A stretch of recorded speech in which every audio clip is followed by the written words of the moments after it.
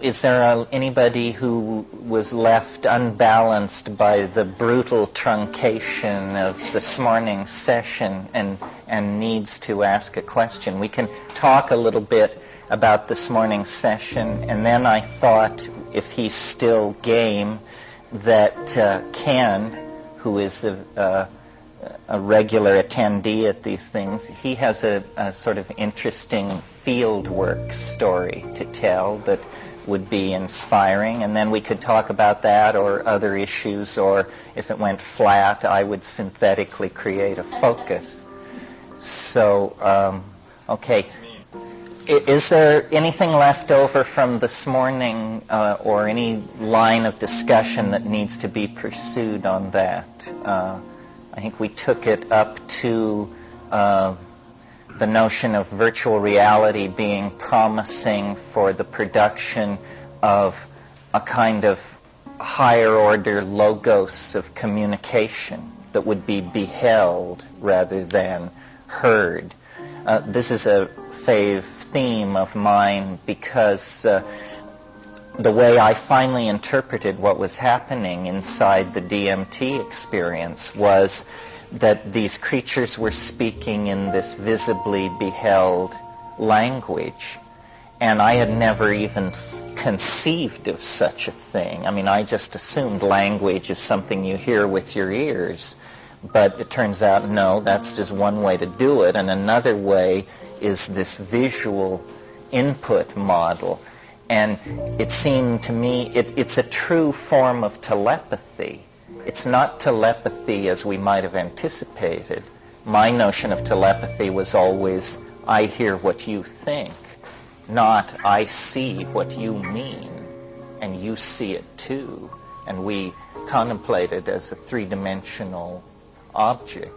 So virtual reality is interesting for that. See, I think that the engineers and the people who are putting this together don't realize how odd the insides of our minds are, and what a revolution it will make when we can show the insides of our minds to each other, and the imagination can leave a trail, as it were, so that imagine if each trip of every one of us could be set on a stacker here, and we would just move among the cuts and say, well, here's Ken in the jungle an hour and 20 minutes into his, and here's McKenna 5 years ago on X, Y, and Z, and have these things discussable as objects, as media.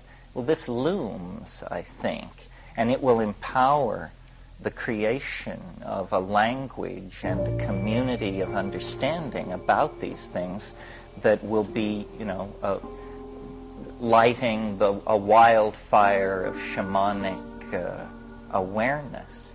I mean, it's approaching critical mass, the ability to talk about this other reality in 20th century English. It's approaching critical mass, and when it bubbles over, then it will be a reality, then it will be something. Yeah. My idea of the real state of balance that you could achieve if you were able to perfect what psychedelics promise is a kind of state of mind where it was perceived as ego, but it was Tao. In other words, that you come so into phase with the how-ness of things that your wishes are the wishes that would be there in your absence almost, so that you are invisibly merged with the flow. And when this happens, and for some reason, this is really an interesting subject, and I confess that my best guesses are not very creative. This thing that everybody talks about, which is when you first start using psychedelics, the deep ones, you set off cascades of synchronistic events. And some of these are what psychologists call delusion of reference. in that every license plate, if you live in California, seems to convey a unique message designed for you. But some of it cannot be so easily dismissed. Some of it actually appears to be disruption of the statistical flow of casuistry in the so-called three-dimensional world. And, getting a handle on that or getting a theory about that is pretty elusive. Does it mean that causality itself is something embedded in our language, and that when we dissolve the boundaries of language, what we ordinarily think of as the laws of physics, or at least the laws of statistical probability, begin themselves to break down? That actually, I think a lot of people in our ven of thought pay lip service to the notion that the world is made of language. But the question is how to take that idea and ride off on it. If wishes were horses, beggars would ride. Well, if the world is made of language, we should be able to construct stallions of syntax and just ride on down the road. Is this possible? Is it worth entertaining the idea? The forward escape that is going to be necessary to save the planet or even save our own skin is going to be extraordinarily creative. It's not a stopping of anything. It's not a managing of anything, because nothing can be managed. I mean, you have, just the unleashed rapaciousness of 5 billion intelligent human beings spreading out over the planet. So the breakthrough is going to have to come in a major reconceptualizing of reality. How can it be done? Are we to shrink ourselves down to the size of fruit flies and all live in an arcology on the dark side of the moon? Is that a reasonable alternative? How can we manage the present population back down to a population that could be in balance on the earth in the monkey body? It would take 1,000 or more years to get us down to 1 billion people, I would think. So the breakthrough has to be a kind of deus ex machina, or more a homo ex machina. In other words, man must create a way out of the impasse. And obviously, the umbilicus of reality is tied somewhere in the cerebral cortex of the monkey. It's all put together in there. And the trick then is to tease out the real operational constraints that set up the parameters of apparent existence.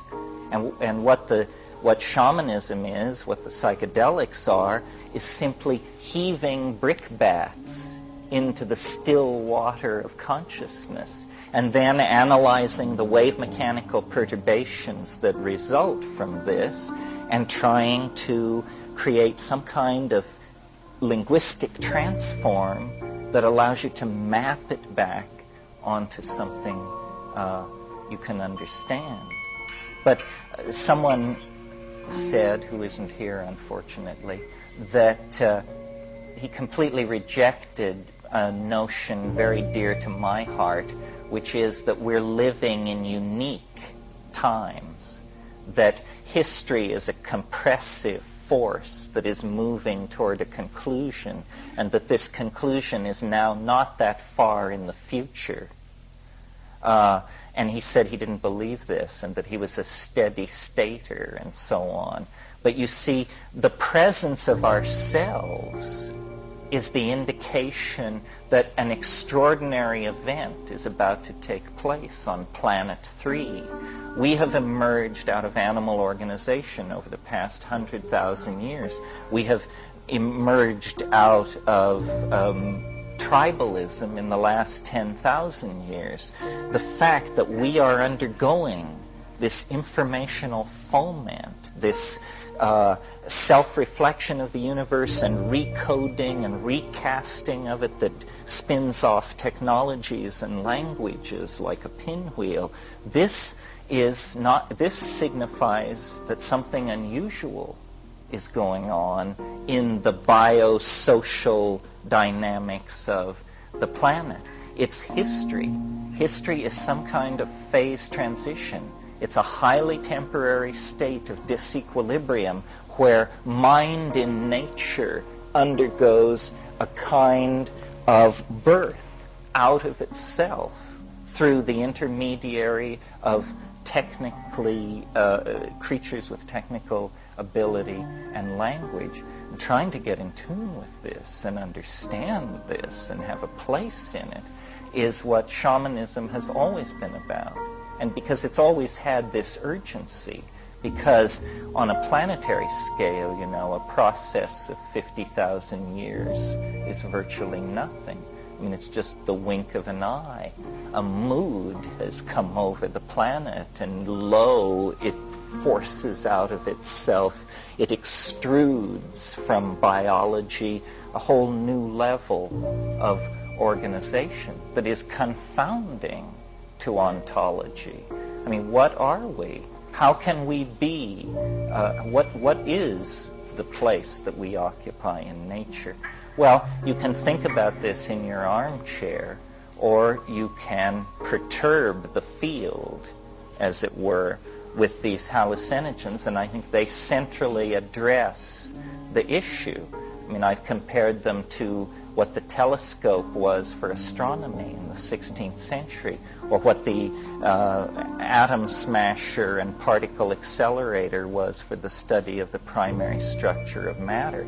I mean, here is a tool that, you get phenomena when you apply this tool to mind. It isn't a stilled surface, or you aren't caught in the insect mechanics of social games, but instead, you really begin to penetrate to the more profound levels. Well, Ken, would you like to tell what you've been up to recently, in as much or as little detail as you care to? Ken is a very sharp guy. He's run a Fortune 500 corporation, speaks excellent Spanish, one thing and another, and he's lovable for sure. Here, go for this. Well, sometimes I think that Terrence is a sort of an instigator of dormant curiosities. So he certainly has stirred up my curiosity in the ayahuasca experience. I'm fine. So and he asked me to tell you a little bit about what I've just come back from, and through a series of coincidental happenings, a couple of friends and I went down to Peru last month and spent some weeks in the Peruvian Amazon. One of the friends is here with us tonight as well, and I'd ask him to add whatever he wants to what I'm telling you. But the purpose of our going down there was simply to come with direct contact with the ayahuasca experience and the way it's practiced there, and the way it's used, and the purpose for which it's used there. So we had a very surprising and rewarding trip, and we came into contact with the local native Peruvians there in the Amazonian Peru that use this stuff on a regular basis. And I guess I'll just make some descriptions of what happened there, and maybe stop and ask whatever. But what we found there was simply that these people are using this thing on a very regular basis in the area of the Peruvian Amazon. It is not organized in any way. It is not, at least there, it is not a religion. It is not an organization in any way. This is just individual practitioners. Their practice and their technique varies a lot between one and the other, and and there's varying beliefs, although generally the thing is used more or less in the same way. There are many ayahuasqueros, or curanderos, what they call them in Spanish, which is literally healers. And these healers have sessions as often, sometimes as 3 times a week, in which they welcome patients of different kinds. And these patients come sometimes for physical reasons. They have a pain or an ache or a disease of some sort. Sometimes it's for emotional reasons. They're distraught, or they're depressed, or they're afflicted in one way or another. Often it has to do with relationships. She's not getting along with her husband, or the husband doesn't relate to the kids, or what have you, so they come to them for that purpose. Now, I guess to put the thing in context, you have, I should say that what I found there, along with my friends too, was that, these people live in what you might describe a magical context. They believe very strongly in magic. And by that I mean nothing in their system is coincidence or coincidental. Everything has a reason, and usually the reason has to do with, at their level, is somebody's trying to harm you, or somebody's trying to take power from you, or somebody's envious of you, and this is the reason for some of the diseases. Their other explanations are that you have, for example, been in contact with people that have a negative charge for whatever reason, or a bad charge, and then in some way you picked up this negative charge. In some other cases, somebody is distraught for whatever reason, and then even without knowing them, you come across them, or you're in contact with them, and you pick up this bad vibe, so to speak. So the purpose of the healer, the curandero, is to remove either these bad charges, or to remove the deliberate intent that somebody has placed upon you with deliberate intent to harm you, and that's a function of the curandero. Now, their system is strongly influenced by all of these magical things, and to give you an idea of how surreal the whole thing, I think most of you have, or some of you may have heard about this book written by Bruce Lamb, the Wizard of the Upper Amazon and Rio Tigre and beyond and so forth. Well, this was a story about a man that was captured by Indians and lived a lot of his life as a healer in a native tribe, and then he finally returned to Iquitos. Well, there was a Spanish book published about him too, which I don't think has been translated into English, but it was interesting because, for example, some of the chapters there in the book describing this fellow, and his native name was Ino Moxo. Ino Moxo was his name. His Spanish name was Manuel Cordoba. But, for example, some of the chapters, this is to put the thing for you in context, how the belief in magic permeates their whole environment. And, for example, some of the chapters are titled, Where We Shall See That Masks Are Always Below the Face. And another chapter is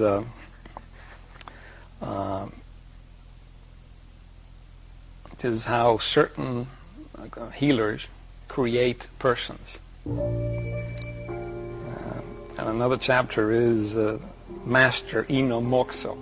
This guy disappears blowing smoke. So it's a very poetic thing. These things are very magical, and they have not sort of left that magical level yet.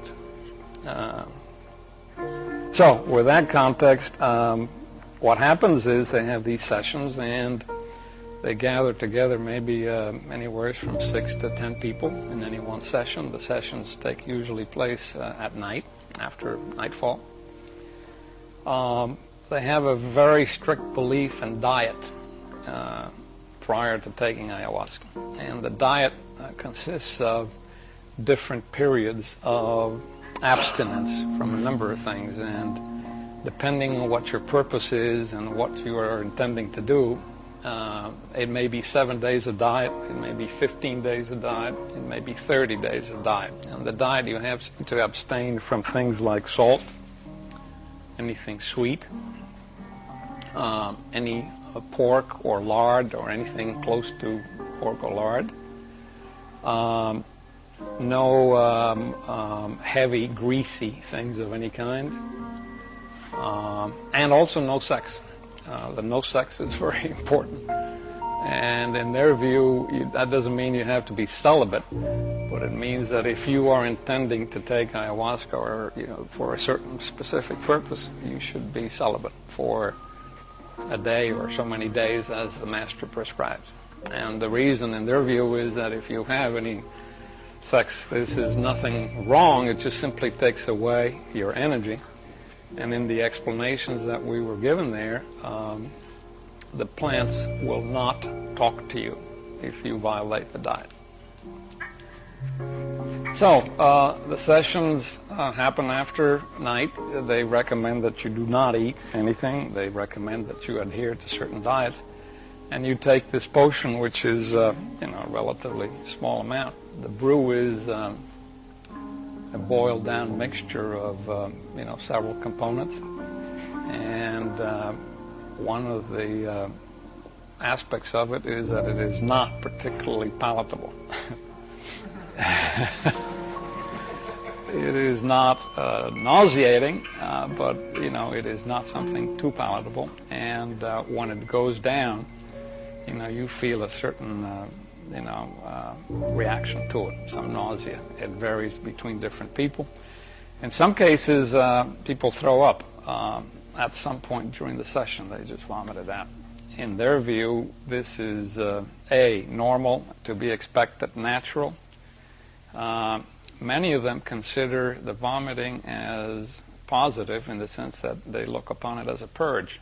It says that if you vomit during the session, it doesn't detract from your experience, and B, it means that you have been purified, that you're getting rid of some of the poisons, toxins, bad things that you have in your body. So in their view, the vomiting isn't negative.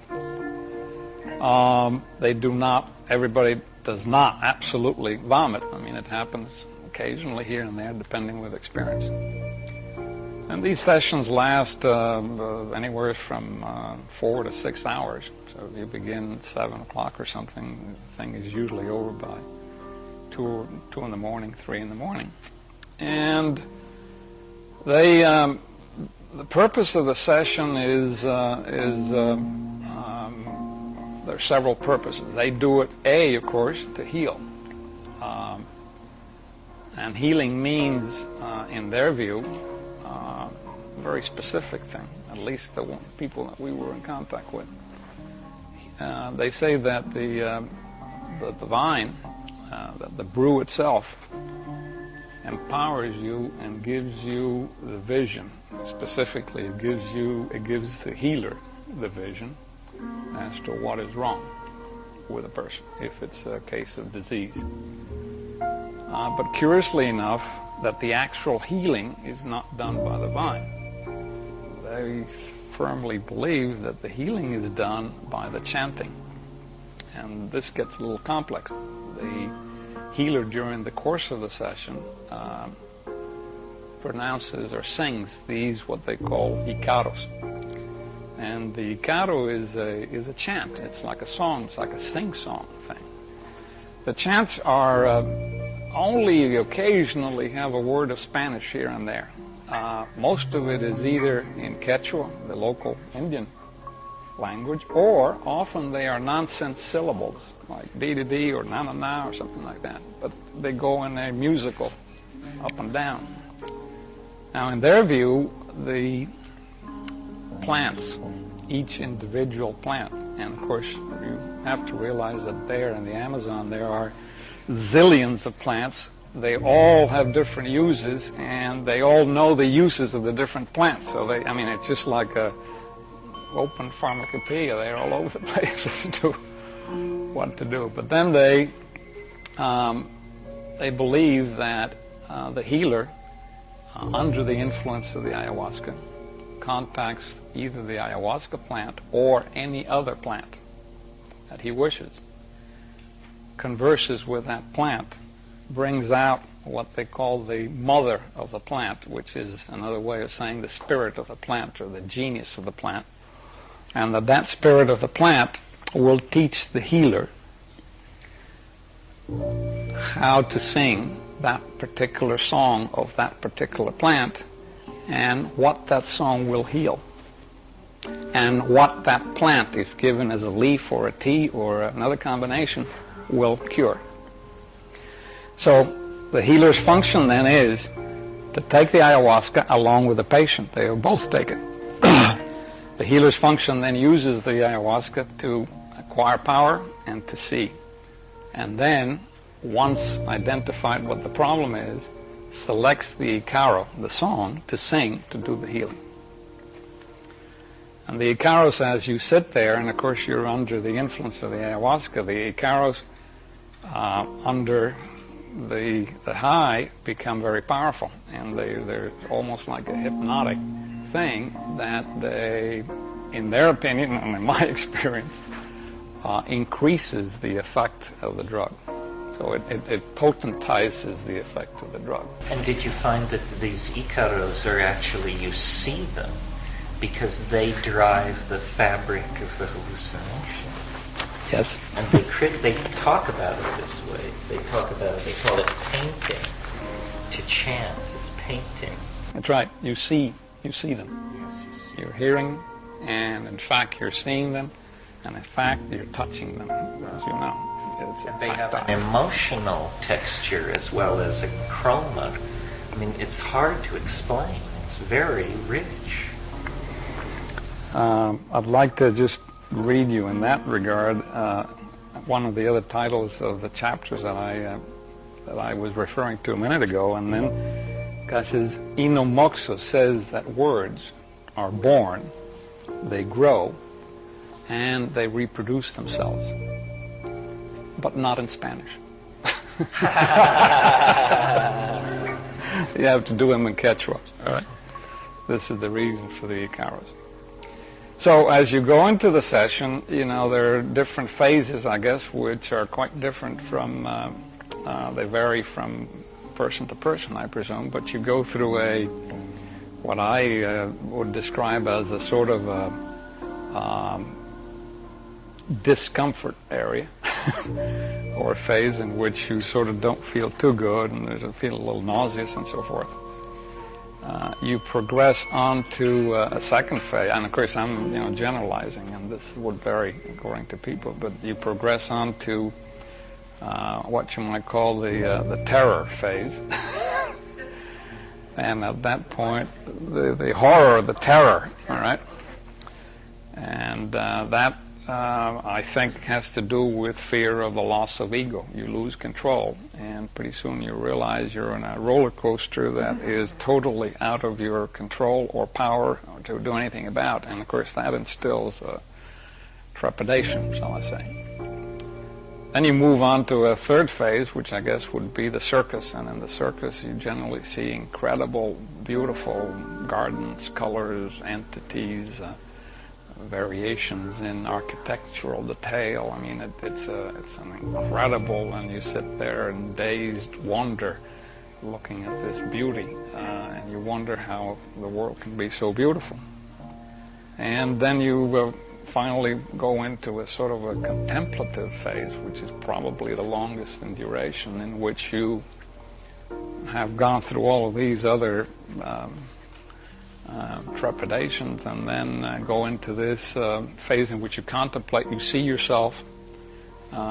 Peculiarly enough, you see other people around you in the session, and quite often you see them under a different guise that they normally would be, and that was a common experience for me anyway.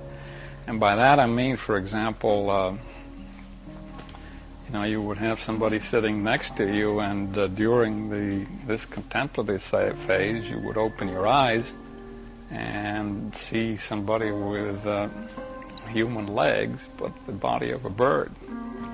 Or you would see somebody else, which I'm describing actual visions that I had, seated down there as a monk with a shaved head. And of course he's not a monk, and he's not dressed as a monk, and he doesn't have a shaved head, but that's what you're seeing. And this is not a daydream. Well, when you ask them about it, and you ask the healer, they explain that what you're saying really are, it's like a super developed intuition. We all have intuitions. Right? We all have intuitions about people we meet, and we feel, well, I don't like that person, or this person looks angry, or what have you. Well, this is sort of like that intuition elevated to a super sensitivity, in which you're not sort of intuiting it, you're actually seeing a manifestation. So if you're seeing somebody as a monk with a shaved head, you're looking at an aspect of that person's personality. And these can be quite revealing and quite surprising. And you often see people as animals. That's another situation. Well, the other thing that they use during the sessions is the healer that is in charge is sort of like a presiding person. He controls the session. He can control the session in many ways, and some of the things that they use are camphor water. They put some camphor in water, and of course the camphor only partially dissolves in the water, but it gives it a sort of a camphor smell. And they also use sort of like an old cologne that's been running around Latin America for a long time called Agua de Florida. Florida water. Agua de Florida. They drink this stuff. Yes. And it's Did you drink it? Well, actually, I didn't drink it, but many of them put a little bit in the brew. Oh, yeah. And the purpose of that is to disguise some of the unpleasant smell. Now, Agua de Florida is just, in effect, a cheap cologne. It's like a cologne with some, cloves and some spices. It's not unpleasant. But anyway, they use that, and they believe that as a powerful cleanser. And the other thing they use is fresh tobacco. It's not the tobacco that we know here from cigarettes and pipes. This is just the raw leaf, cured a little bit, chopped up, and it's a very clean smell.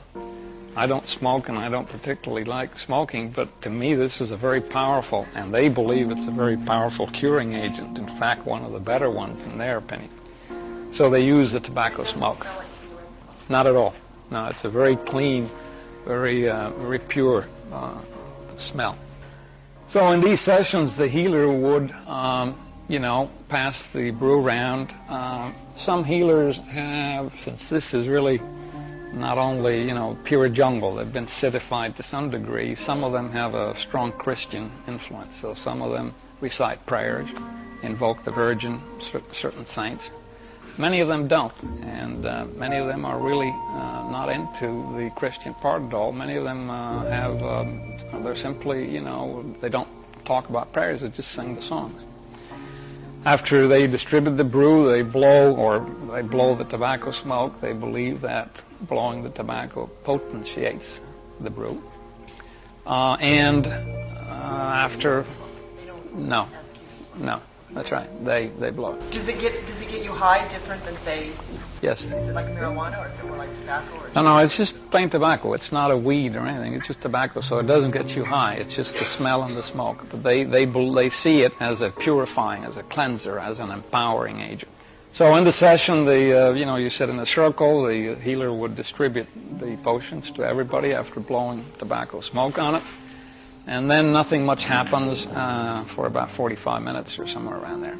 And then these 4 or 5 phases that I described before begin to take effect. And during that time, the healer goes around, often individual person after individual person, and he blows smoke on your head, on your back, on your front. He puts some of the Agua de Florida or the camphor water or both in his mouth and sort of blows some of that down your back and that in your head.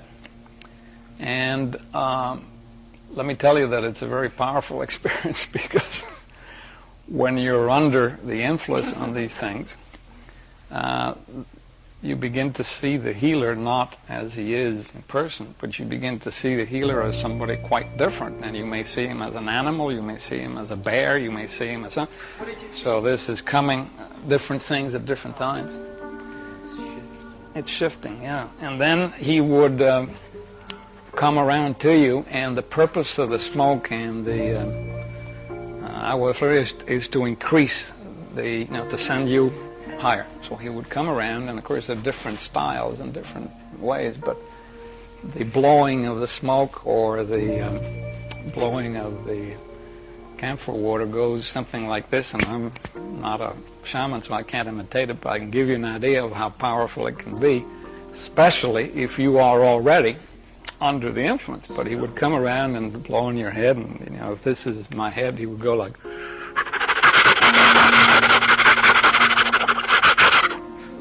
So if you're sitting there, this is just... I love it. As an animal doing that. I'm picturing an animal. Or perhaps a giant mantis waddling across the shed to suck on your anterior fontanelle. All of the above. All of the above, right? Yeah, I know. He moves around and repeats that with everybody. In some cases, if you have a problem that you tell him ahead of time, he will call you in front of him. You will sit in front of him, and he will chant directly the carols to you according to the problem that you have. And he will spend 10, 15 minutes with you alone, and blowing smoke and spreading the camphor water. Well, I did it myself because I didn't feel anything physically wrong. But many people go to these sessions not only for a physical or an emotional problem. They go to complete themselves, to learn more, to contact another reality. So it is not necessarily a disease-oriented thing, all right? They're learning, right? You mentioned the entities in the part after the rush. Mm-hmm. Was it like an extended DMT flash? Yes, when you were describing the DMT this morning about all of the entities and this incredible, undescribable reality, it was that, except extended over a much longer period of time. And were these things relating to you? To some degree, and I think that that's different for each person, and maybe Thomas can expand on that, but for example, if you ask a question, one of my experiences was, for example, I asked a specific question, and then I had all of these long arms coming out at me with sheets of paper. And there were things written in the sheets of paper in these facts on the astral plane. And of course I was trying to read this thing. Some I could, some I couldn't. Languages are seen and touched and heard. And was there English printed on this paper? No, this was no English. No English. No. Yeah. And the entities, were they steady in image, or were they transforming and geometric? What was their character? Well, I would describe them as very active, moving around all over the place. They're absolutely clear. I mean, it's no blurred. You're not seeing blurred there. I think one way of describing them is the influence, the chemical influence of the vine is so strong that you almost feel as if this is some magnet in front of you that is drawing you into it, because, and by that I mean, it's a very strong effect on your body. As you do more of these things, I found that if you were to surrender to this magnet, you would lose most of the experience, because most of the interesting things were going around in the periphery. So I felt that the best way to handle it, and I think this you learn after a little bit, is to be drawn by the bank, but pay attention to all of the things that are going around, and what's going around. It is such a variety of things that you have to be alert to catch them, you know. Did you ever totally surrender to the magnet? I think if you do, you probably miss part of the experience because it's so powerful that it's...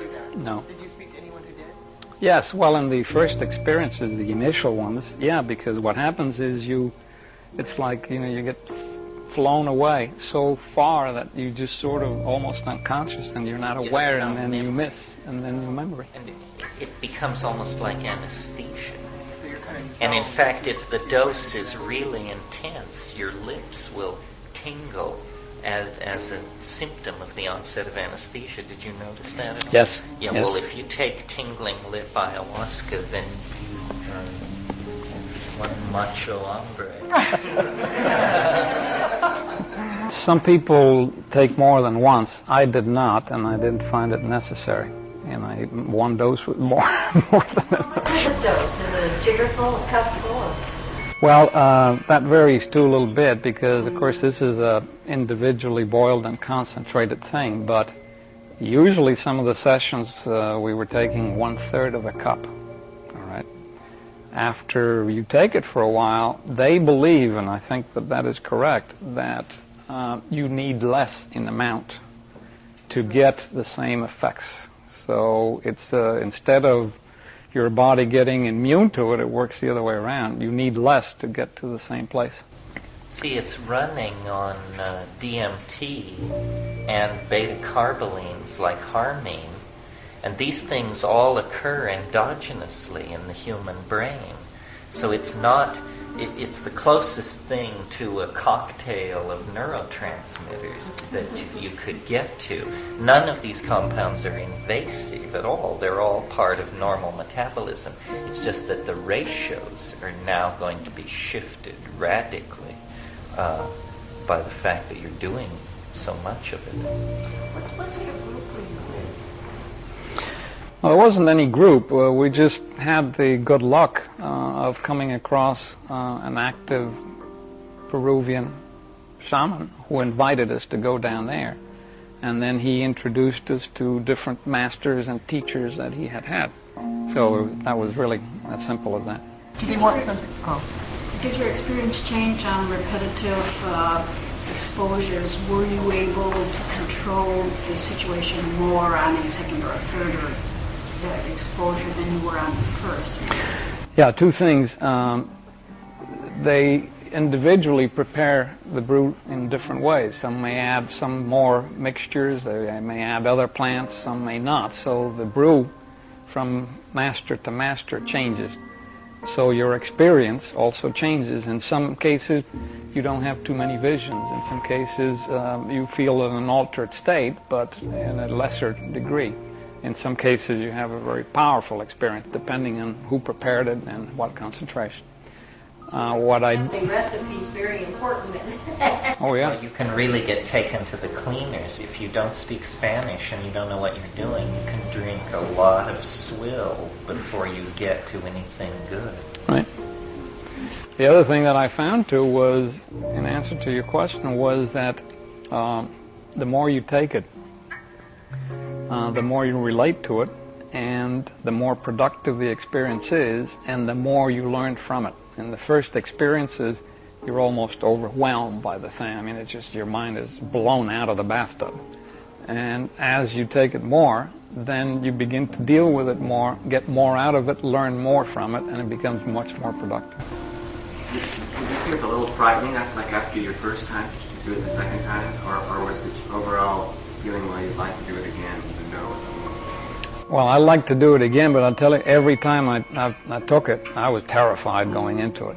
And there's no question about it. And you feel as if you're just going to absolutely go berserk, you know. Now, this is a subjective experience because, in fact, nobody goes berserk from it. And there's no, to my knowledge, there's really no danger in the sense of as long as you do it within a prescription. But it inspires terror every time you go into it. Afterwards, though, do you feel? Yes. Do you feel, wow, that was yes. glad I did that and I feel great? Yes, yes, you do. And also, In most of our experiences, the next day, contrary to some other stuff you take, you do not generally feel hungover or drawn out or depressed or weak. In fact, you feel energized. And in addition to that, let me tell you that they see it, in their view, it is, as I told you, it's like a purge.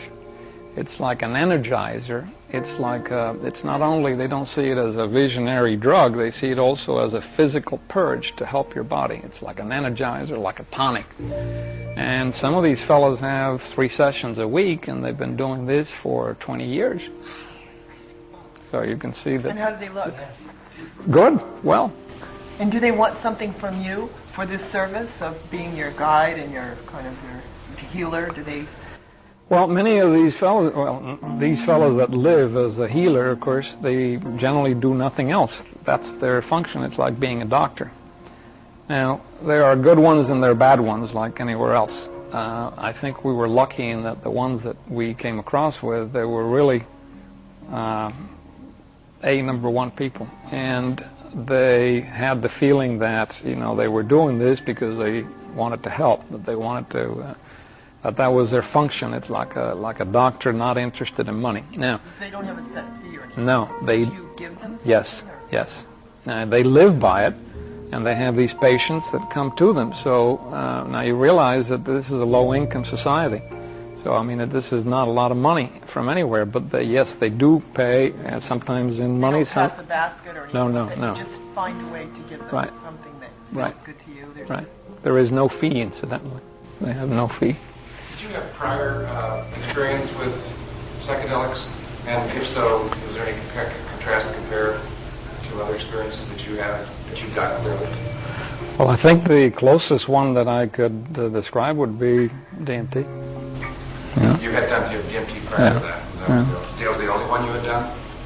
No, but this would be the closest, I think. You said something about surrendering to the magnet. What is that?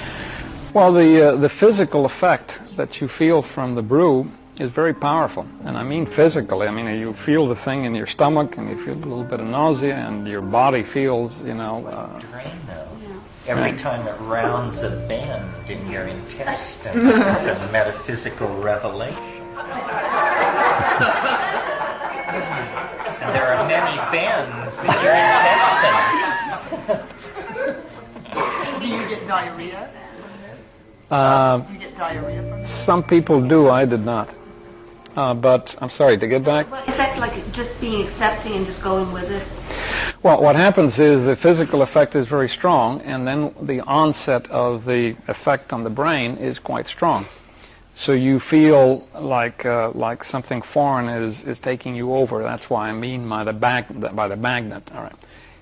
Like in all of these things, I think you have some degree of control. Now, if you get absorbed or you get focused in what's happening to you physically or emotionally, in the sense of this effect physically on the gut, or this control that takes you over, this power that takes you over, then you sort of lose the experience, because this is what I mean. You get drawn into that magnet, and then you worry about it, and you get nothing else. Meanwhile, the visions are happening, and in the periphery of that magnet or that physical and emotional thing that's going on, you're beginning to see visions, and these things are revealing, and they're telling you things, so you have to deal with the physical part and at the same time not be absorbed by it.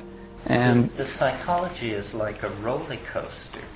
If you're going to ride a roller coaster, it does you no good whatsoever to clench your body.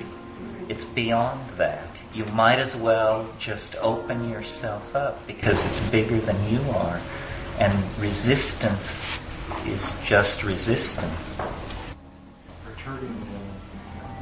Well, you try to cling to that, and I don't like the drugs that absolutely destroy the witness. I think the witness is important. Certain drugs so totally take the world away that it's a breakthrough to be able to figure out that you're on a drug. If you know that place, it happens on ketamine, where you go through all these contortions and then you say, oh, now I remember, I'm a person on ketamine. That's what this is. And say, wow, now and well, what this means is that you're coming down. But these tryptamines, psilocybin, ayahuasca, DMT, though they totally distort your sensorium and carry you into this alien world, the observing self doesn't lay a glove on it. Not a glove. You're all there, observing all your fears, all your hang-ups, all your humor. Don't you find that? Absolutely. You're there. It's just that, my God, what has been set loose, And it's like trying to make sense of a world gone mad. I mean, when the ayahuasca is really strong, the way I experience it, it's like a moving wall of sort of angry, crisscrossing, chattering, mechanical stuff, which just backs me up, and then it just breaks loose like a flood, and I'm swept away. The early phase, you described it perfectly. There is this phase where the boundaries dissolve, everything comes to pieces. I mean, it literally shakes your reality to pieces until there's not even three-dimensional space left. And then the impression I had was of being carried by a wave, and then just finally left on a beach somewhere with my face buried in the sand and just, washed up. And then I sat up, smoked a joint, and visions stabilized deep, this DMT thing. And then, as Ken says, this long come down, this long cerebral, thoughty come down over several hours where you just feel most comfortable and stabilized and reflective on what has happened. And everybody else seems like that too. And what I found was my Spanish in that phase would just flower. And I could express myself and say things, and we could delve into places with these people that were otherwise utterly unattainable. And that's different from DMT coming down? Well, see, DMT lasts 5 minutes, and you smoke it. The genius of these Amazonian shamans is that they figured out how to take DMT, which ordinarily would be destroyed in your gut, and combine it with another plant which turns off the enzyme system in your gut that would ordinarily destroy the DMT. And instead the DMT becomes orally active. This wasn't even understood by Western pharmacology until 1956.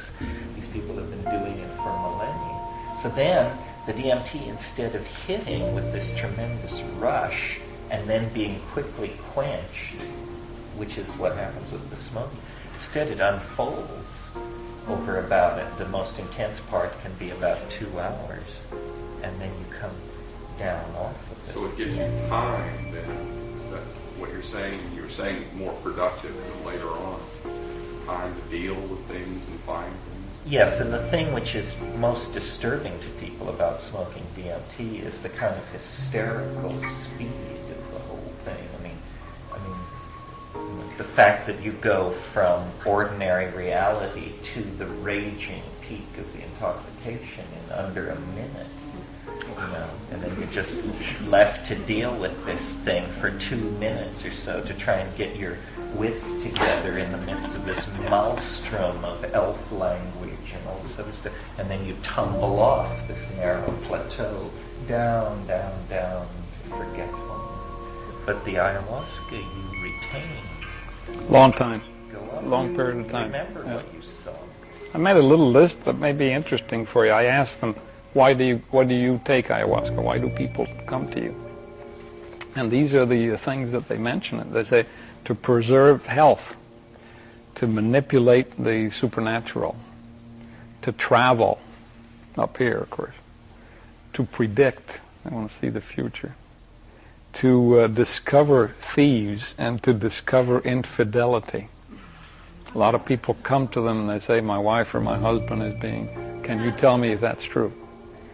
To ask for wisdom, to heal disease, to discover the unknown, to reach the essence of things.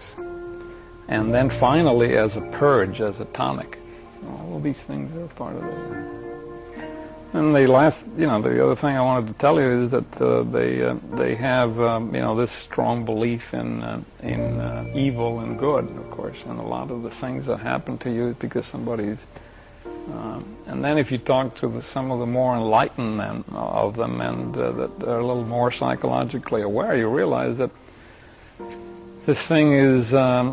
You can't discount it as being a very primitive or, very stupid, uncivilized thing. Not at all. It's a very sophisticated system. And what they say is, that there are good and bad people like everywhere else.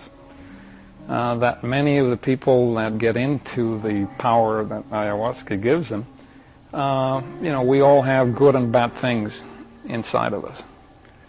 That people that are not aware of this thing, they have some of the bad things inside them come out. And they don't want to admit that it's part of their dark side, part of their negative side.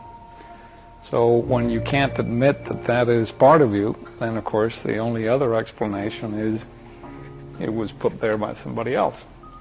And that somebody else must be something evil that is trying to harm me. And that in a primitive, original environment when this was, in the jungle and the Indians were not yet cityfied, that it was all good because the healer either healed diseases or cured troubles and so forth, or in case that he was trying to defend himself from the other tribe, he was also good because he was defending his own people against the other enemy, the other tribe. But that now in a cityfied environment, of course, where it's partially civilized, and there is no other tribe, so the other tribe is somebody evil. It's so you can't really.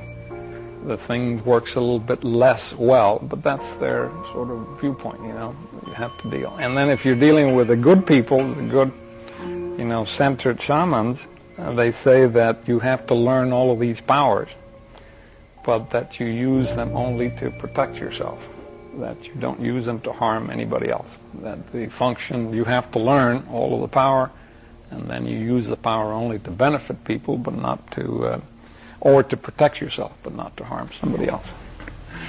When this was first discovered in the 1910 to 20 period, they called the alkaloid in Banisteriopsis caapi telepathy, because they actually believed that these people were experiencing some kind of group state of mind induced by this stuff. Then later it was discovered that it was conspecific to harmine, which had been isolated earlier from Pergamon Harmala, and the law of nomenclature dictates you take the earlier name. But Ken's list is interesting.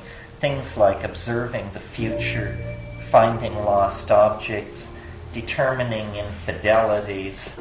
What all this means in mathematical terms is a higher dimensional perspective, a perspective from which the closed doors of this world are open doors. And Ralph Abraham, who some of you may know, has suggested that one way to model the psychedelic experience is to take seriously the possibility that because we live in a three-dimensional matrix, the incoming data about the world is neurologically processed into a usable three-dimensional map. But under the influence of psychedelics, higher dimensional mappings of the same data are provided, and this would entail the possibility of, if not predicting the future, at least finding lost objects and seeing behind closed doors and knowing the hidden motives of people's actions, which would be a very powerful thing in the hands of someone who understood magical psychology. I wonder to what extent there's communication or exchange among the Indian groups. With what you described, I went on a trip about 10 years ago to Ecuador. We had sort of the same kind of mechanics, and they also spoke in Quechua, how we pronounce that. And I just wondered how far this tradition extends and whether the Indian tribes communicate with each other about these techniques. I'm not sure. I can't answer that myself. I'm not there long enough. I think it's huge that probably this ayahuasca curing religion is probably the world's largest psychedelic religion. I mean, we've talked to people about it, trying to estimate the numbers of people involved in this, and it's, in the several million anyway. I mean, every village in Peru, every river town has at least one practicing ayahuasca, even if people deny it to you. I mean, it is happening all around you. And now it's spreading down into Brazil.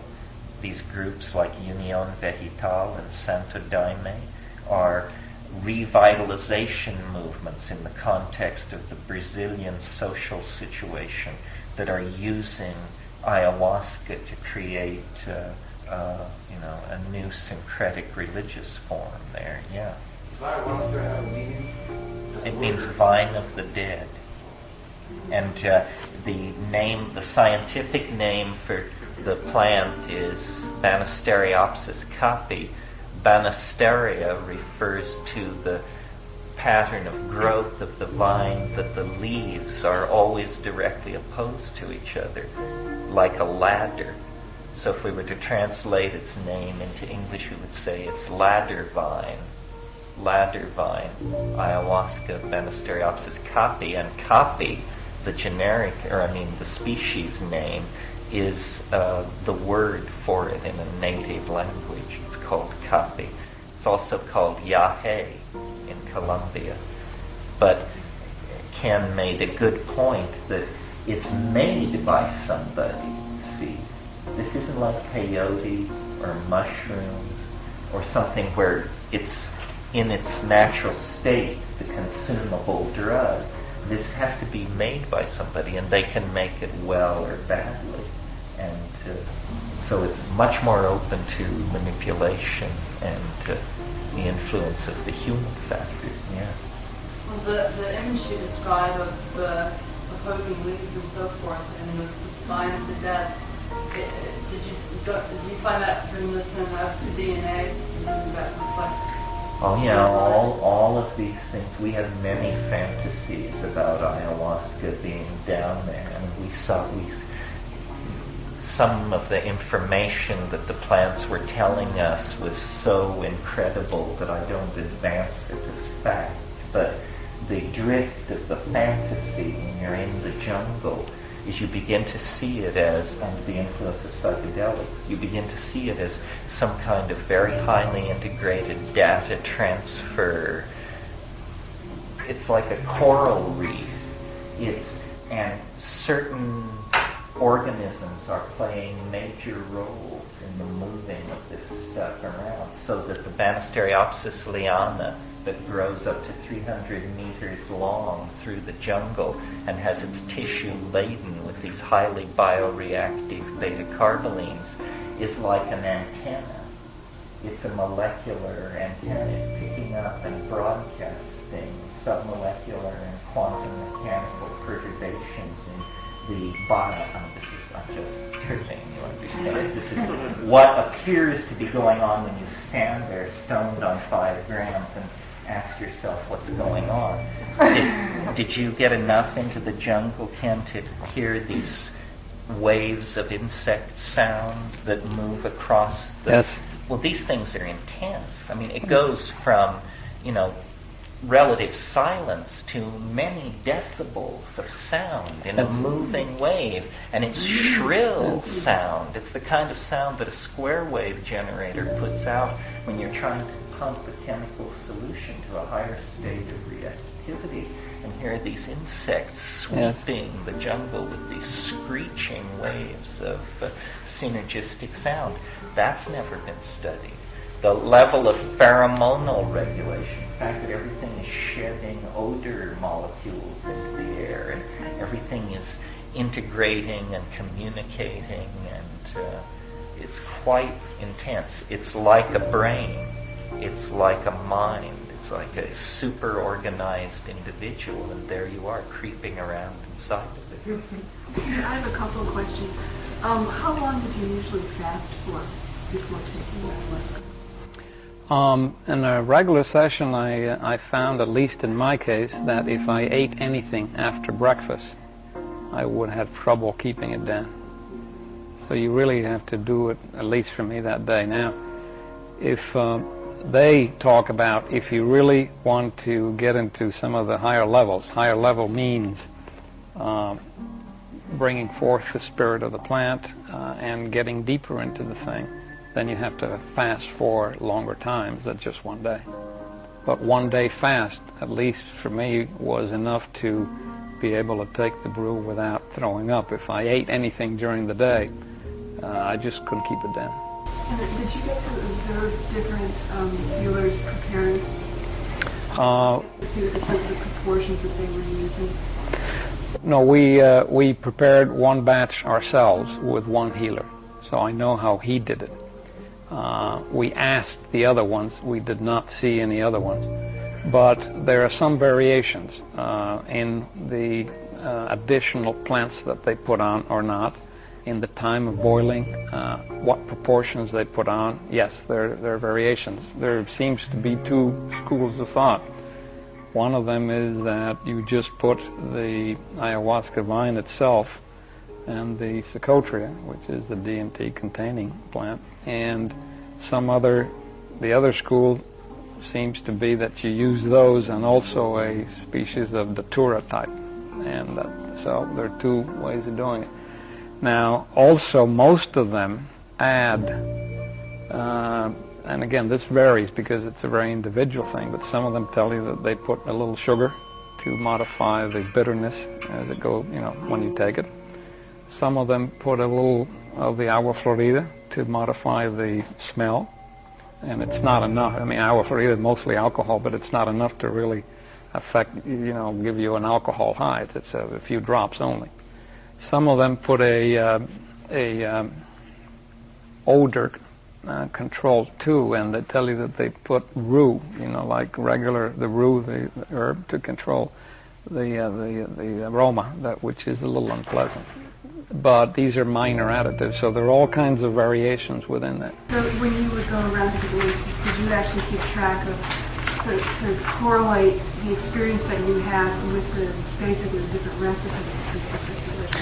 Yeah, we found, at least I found that the ones prepared with the Datura added, the Brugmansia added, tended to be more visionary and more powerful than the ones prepared without. Now, the other ingredients, you really don't know how much agua de florida they put in, or how much rue, or how much sugar. That's really minor stuff. Well, they usually, what we saw prepared there was a final amount of 1 liter. And for that they used 15 leaves, relatively large-sized leaves of the Datura.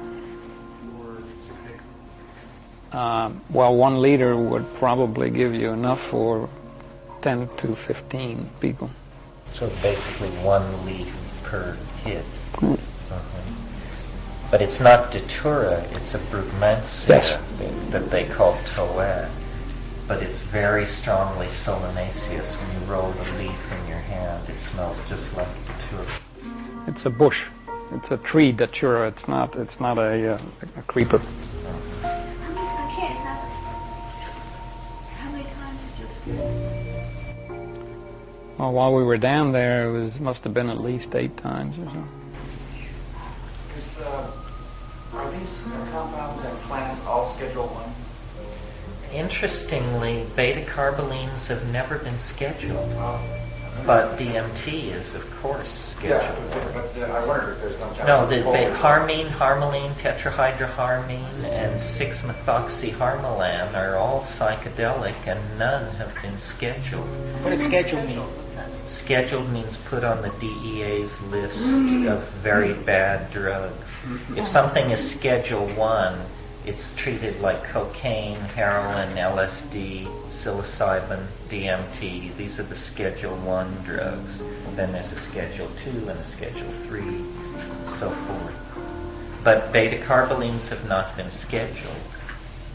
Another interesting thing about ayahuasca that makes it very powerful in the environment where it's operating is it kills intestinal parasites very effectively, worms especially. This is a major problem in the tropical third world.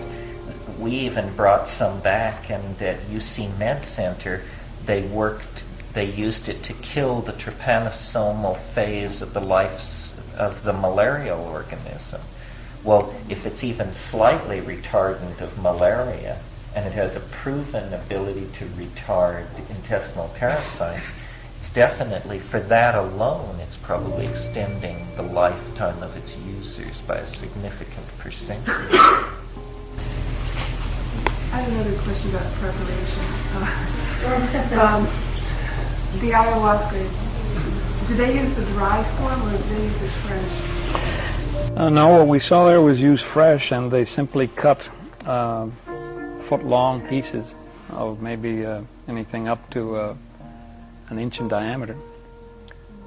And then they mash it and boil it down in water with the Secotria. Well, it's probably a 4-to-1 for ayahuasca to 1 of the Secotria. And then they do not add the romancia till the very end. And the other question I had was, in reading Lamb's work, right, Amano Cordova, at least in the tribal situation, it seems that ayahuasca is a substance that's used for men. You know, that the men come together and they use that in their visioning. And later, when he goes back, you know, into his hometown, and as a healer, there are definitely women who take to be healed. But I never got the sense that there are actually women healers who used. And I was curious if you ran across something.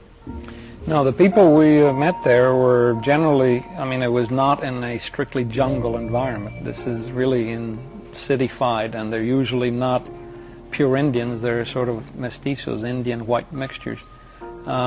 We did not see a woman healer. We did hear that there were women healers. What we did see, that the patients that were coming to the healers that we were with, many of them were women, participants. But when you heard of the women healers, was ayahuasca their drug of choice? Yes. Okay. Yeah. We did not see any. In some cultures, there's a split. There's a famous woman healer in southern Peru called Maria Juana Gonzalez Obi. And as a girl of 18, she had lost her toes and fingers to leprosy when she finally found, I think, Manuel Cordova Rios. And he cured her with ayahuasca. How this is possible, who knows? But apparently he did this. And she went on to be a renowned ayahuasquera in the Tingo Maria area. Did you see the people that came to be healed? Were they healed of whatever they went there for? Did they get what they went for? I don't know, because of course these are total strangers, and the sessions we were there, some were, and then some were not at the next one, and so forth. But we, heard about, one thing that these people do, the healers, and I'm not saying that that's bad, but they like to boast about their prowess. They like to say how strong they are, how many people they have healed, and all that. And that may not be entirely bad, because if it instills in the patient faith that they can be healed, maybe it helps in the healing. But they like to talk about them. And we met one kid there that the maestro that we were working with there said that was one of his big successes, and he said that the kid had suffered from intermittent fevers for more than a year, and the doctors couldn't cure him. And then he was feeling better, and the fevers had disappeared. And we talked to the kid a little bit, and he said, yeah, and so forth. Interestingly enough, the kid at the time was sort of weak and not in very strong physical condition. So he was attending the sessions, but not taking ayahuasca himself. But you see, the theory is what heals is the song, not the vine. So he didn't necessarily take the brew. He was being healed by the singing, the tobacco, and the water, and so forth. And what about you? You got what you went for, right? Absolutely, sure. And how is your life now different? I don't know if this is exactly how to ask it, but how do you feel now? I mean, as opposed to before. Well, how do you see differently? Well, I just came back, but I think that for me anyway, what the purpose in this was like I think many of us are in is like attaining a higher consciousness.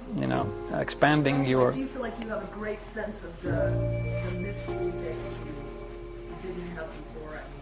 Yes, to some degree, sure. I don't think I'm making my question. Well, the other thing, maybe to answer your question, is during this contemplative phase, after all of the shenanigans are over, you really begin to see other people, as I described, intuitively, and very special things like birds and animals. But you also see yourself, and you also reflect, and you also see your own psyche in a very different way, and you learn from it. At least I learned a lot from that, because you see things that you normally would not be able to be aware of in your ordinary state. So you see things about your own life and your own behavior and your own psyche that are sometimes terrifying and sometimes very good, but both in any case enlightening. So I think that's where you learn. Is this creating a more aware society down there for these people? Are they Spreading?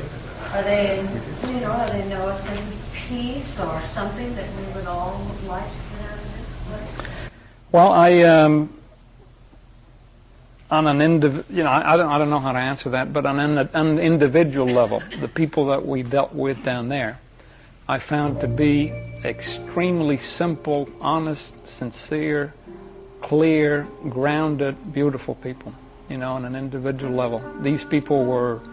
It's like a block of crystal. You could see right through them, and there were no jealousies and envies, and Now, these were a very limited sample. Now, of course, the country itself is in a complete turmoil.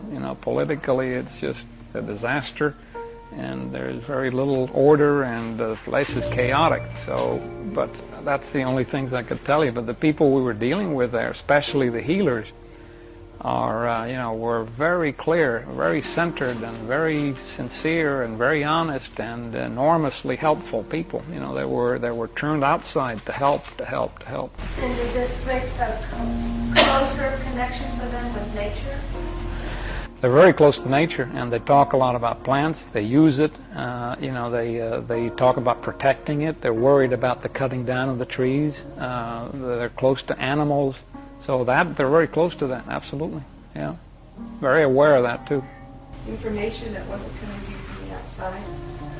Yes. A couple of examples of that is, there's usually this, what people call the DMT zing or buzz, and when you're in this high initial period in there, you definitely hear that zing. It's like, kind of thing. For a while, and that sort of disappears. There's also what we were talking about. If you hear language or something like that, you hear the language, you see it, and you touch it. So it's a sort of the sensory stimuli are all crossed. You're seeing, hearing, and touching the same thing. Also, the Icaros, when they sing the songs, when he begins, and you're only getting into the influence, it's just a regular sing-song, goes up and down, a little bit like a Gregorian chant or something like that. But when you really are into the high, then the songs become very powerful. And when you hear the song, it's more than just music. It's like you're touching it and you're being affected by it. The thing works in reverse too. They can also, and we saw that demonstrated there, if a person is too high and too far gone and is too afraid or is too terrified by this thing, and it can happen, they can also bring the high down in that person, either by singing a specific Icaro, or more specifically, he comes around, the healer, and with agua de Florida or camphor water in his mouth, he comes around and he sucks on the head of the person that needs to be brought down and then spits that water in a bucket. And he does that several times. And in 3 minutes, that person that was way out there is right back down and, calmed down, quieted down, so they can do it both ways. But they would come around and, for example, the healer would come around and in front of one person, and he would, blow the tobacco smoke and the water and so forth. And sometimes he would say, I see this, or I see that, in the same way that you're seeing other people as different things. He would come and I see this, and he would tell the person what he's seeing. Terrence, are these vines and stuff growing in other parts of South America? Only where they've been taken. This is, propagated. It's native to South America. This whole complex is definitely South American. Is this brew available for export? From Peru. Well, the Santo Daime people seem quite interested in propagating their new religion and seem to be holding sessions. I don't know what their production capacity is.